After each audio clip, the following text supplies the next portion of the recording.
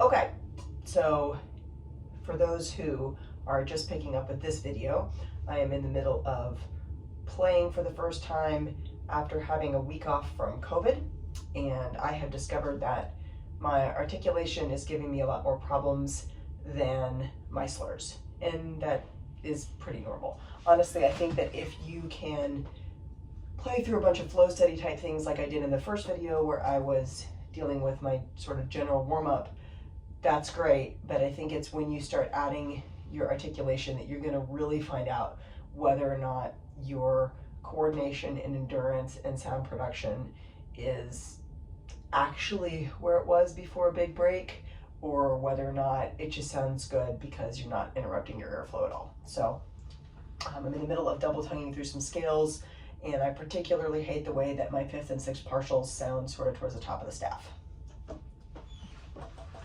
And when I say that I hate the way that they sound, because I started in the other video by saying I'm not really concerned with what kind of sound I'm getting. What I don't like is that there is a sense in which the tone really wants to spread around that register when I'm doing these exercises. So I've dialed back the volume somewhat so that I can have a little bit more focus, and this is actually working my embouchure in a way that it needs in order to get back to playing the trumpet.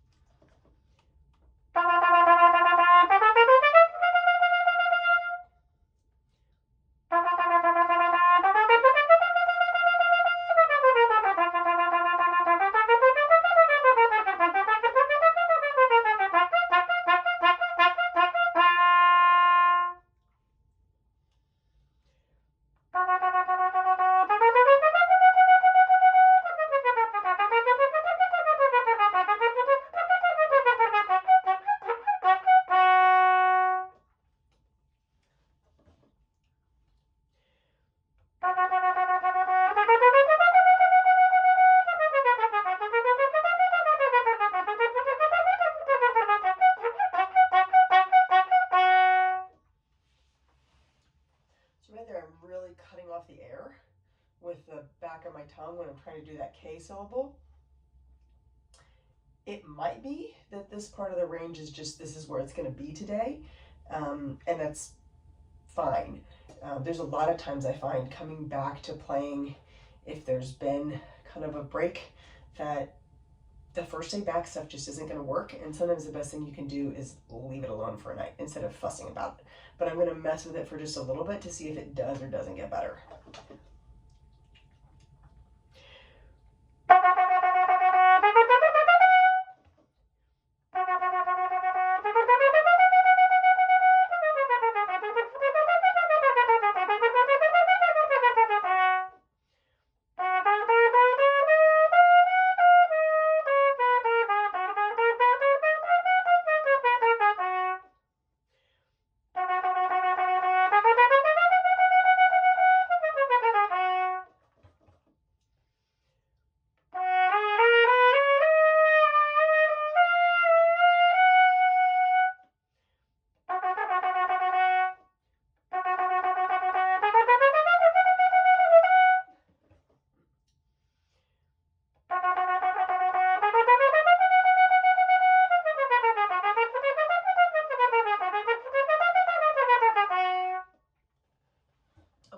So what I'm starting to see, you can hear I'm having some response issues now, and my options right now appear to be that I can sort of pinch for the high note, and the high note's going to come out just fine, but I really don't like the shrillness that I'm getting in the sound, and I want it to sound with more low overtones in it.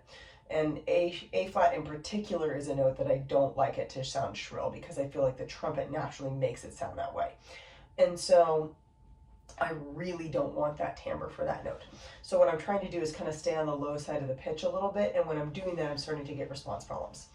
So I'm going to work a little bit on some interval studies instead of just sort of doing the same thing over and over again to see if I can get more conversant with that part of my range, and hopefully that will help. And if it doesn't, then I'm going to say, we'll see how it sounds tomorrow.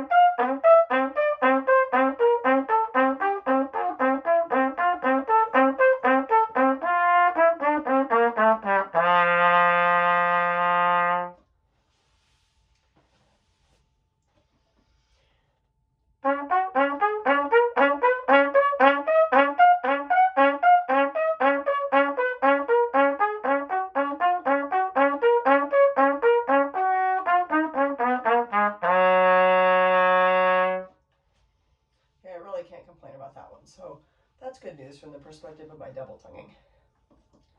That wasn't double tongued, but to get back to the exercise I stopped on, that's a good thing.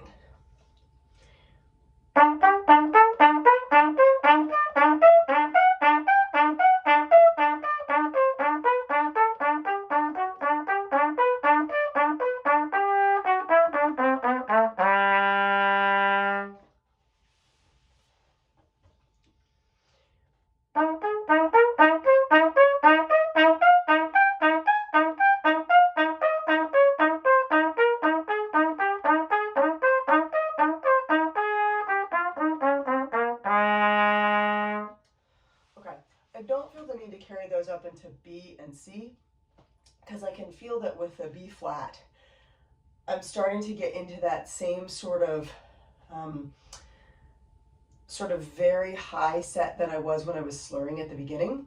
And it's not that that's bad, but it's not useful to me what I'm trying to do right now with the double tonguing and fixing that particular problem. So kind of getting myself back into that setting where my tongue really wants to shoot the notes up high. Like, that's great, it's cool, it has its place, but it's completely counterproductive to what I'm trying to do with the double tongue. So I'm going to leave that alone so I don't get down that road too far again. So back to the double tongue.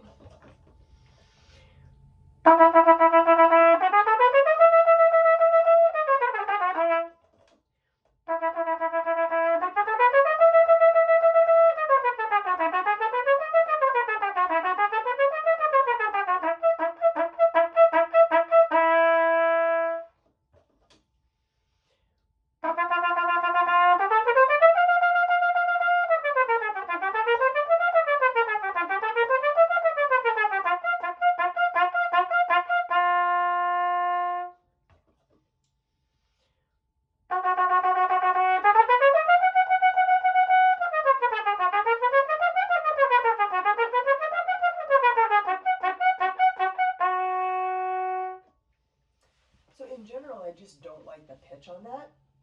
Basically what's happening is that my first slide is not totally accurate in terms of being out for the F sharp but in for the D flat. You can probably see me switching my right hand here. I'm a big believer in being able to use the right hand either like this, where you're holding the trumpet with the right hand, or with the pinky out of the hook. My belief is that the pinky out of the hook method really frees up the right hand when you have something that is a very fingering technical passage and you really need access to your third valve. On the other hand, having the pinky in the hook really frees up the left hand, and so you can use your slides with a little more precision. And I've kind of gone back and forth on this scale because obviously there's a lot of third valve for the A flat, but the problem I seem to be having right now is a tuning problem which requires the left hand. So we're going to try to put the pinky back in the hook and see if that resolves it at all.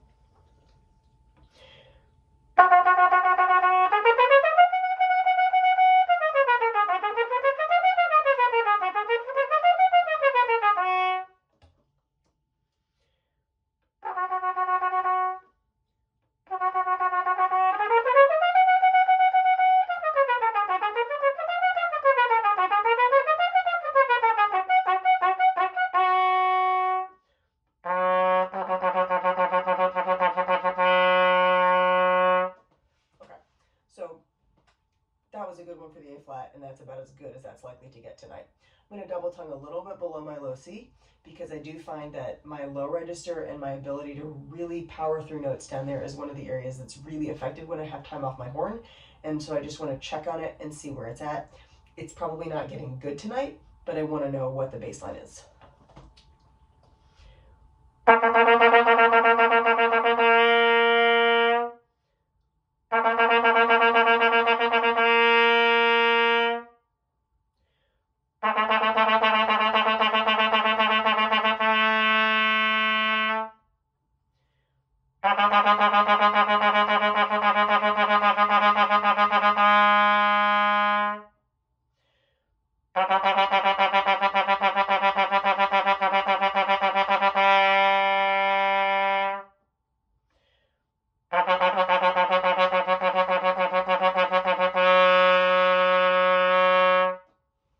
That note's particularly squirrely on this trumpet, which is a new trumpet to me, and so I'm going to see how the low G is and not worry too much about the A flat, but duly noted.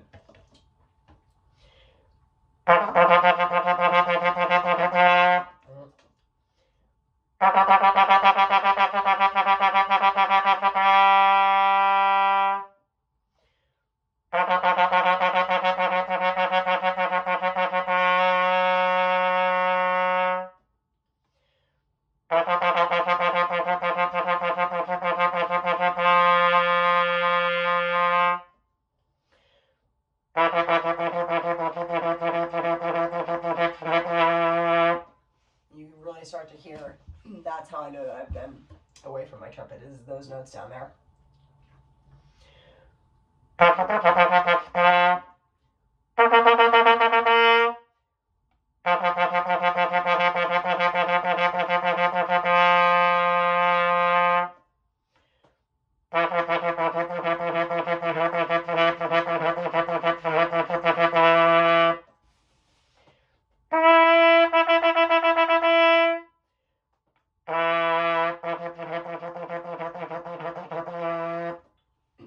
Yeah, so that probably is not improving tonight.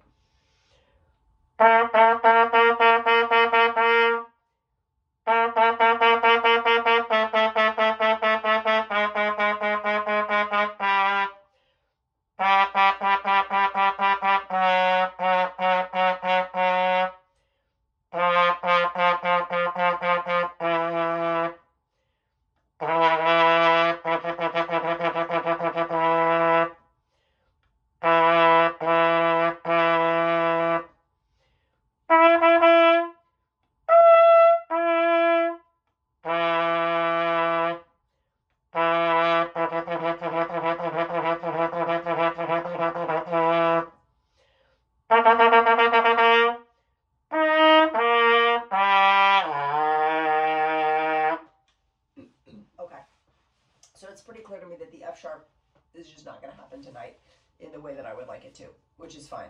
That is, that particular note at that volume with that articulation is one of those things that I use as a test for myself to say, is everything really, really working well? And I don't expect it to be working well tonight. So I think maybe just a couple of takeaways that, especially if you're a student and maybe you're coming back after spring break, it's kind of around the time of year where people do this. A couple things that are probably worth pointing out about what I've been doing here. So the first thing is, I mean, I've already said I don't really prescribe to a specific routine, because what I'm doing right now is spot checking. I'm troubleshooting. I'm running through kind of a mental checklist. That's about as close as I get to a routine. Does this work? Does this work? If I do this, does that work? Does it change things? And that's impossible if I am not really conversant with all 12 of my keys. I have spent a lot of time tonight in A flat. I've spent a lot of time tonight in F sharp, and a lot of my scales, I play them in thirds. I've been doing intervallic studies across them in order to do this type of work in this type of way, with attention to how is everything physically functioning. I can't afford to be thinking about key signatures or fingerings or what's going on in the scale. So if you are a student watching this and you don't know all 12 of your scales, I hope that this will give you some incentive to not just memorize the scale, but really master it and understand it and use it, because they're incredibly helpful. I went back to F sharp again and again and again in this last segment, because it's kind of right on that borderline. F is a little too easy, and G starts to get up into that sixth partial just a little too far for what I'm trying to check, which is, can I get kind of a nice middle register sound as I'm getting into the sixth partial? And I really need the key of F sharp in order to be able to do that. Plus, it's the first key that I can really get down into my low register for another octave lower. And so if I am trying to kind of check things by octave, I really need access to that key for that too. So that's one thing. Then the other thing is, there's been a lot of times in, especially this segment, that I've said, I know that when I've had time off my horn, I'm going to see it in these ways. And I think it's much more obvious in this video than in the previous video where that time off is affecting my playing. And that's something that I've learned about myself. But if you don't ever pay attention to that kind of thing about yourself, then you really don't have accurate feedback when you're in this kind of situation. And that's really important, because, you know, I could, if I had just played the first video, I think there's a lot of people that would say, gee, you know, I've got a high D and I was hitting some E's in there, and like, okay, my high range is good, like sound is pretty good, like flexibility's there, fine, we're set.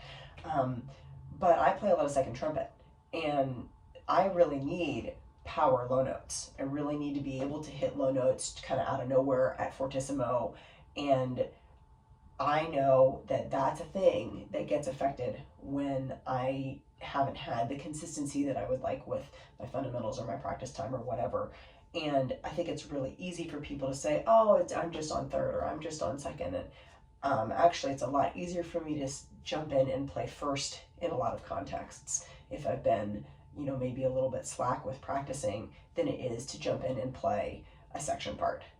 Because of the demands in that low register. That's just something in my playing that is only there when things are really, really firing on all cylinders. And you got to know that about yourself.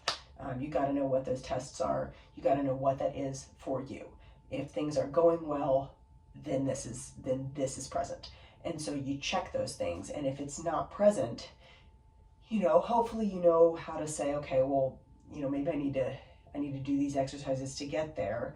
But I also think that it's worth knowing, okay, how many days out am I from things going pretty well? And I would say that what I'm seeing tonight, it would probably take me 5 days of really good, steady, like, okay, I'm going to sit down, play some etudes, do some fundamentals, like solid practice session.